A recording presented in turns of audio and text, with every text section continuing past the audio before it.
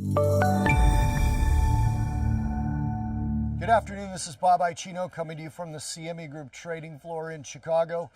Talking interest rates, I want to talk about the 10-year note and the yields breaching above 3% today, closing back below it, but we still got the highest close that we've had since August 1st, and actually the last time we were above 3% was also August 1st, so a 6-week high on the yield of the 10-year note. That obviously means the futures suffered a little bit today, going lower. They started lower and they continued lower, coming in a little bit higher in toward the end of the day, but again finishing toward their lows. Retail sales came out here in the U.S. this morning and didn't really budge the 10-year at all. As I mentioned off the open, the futures were a little bit lower, yield a little bit higher. Retail sales came out slightly disappointing, and while that could get people to think that the Fed would back off a little bit, the probability of Fed rate hikes didn't only stay the same, but rose a little bit. We've now got the September rate hike at basically 100%.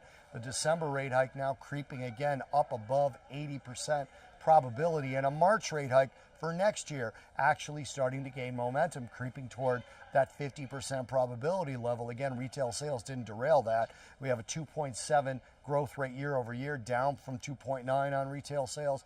The month over month headline, core, and control group all missed estimates, although the prior month's numbers were revised, so they were basically flat on the month over month gain on all three of those. And then University of Michigan sentiment, consumer confidence came in strong.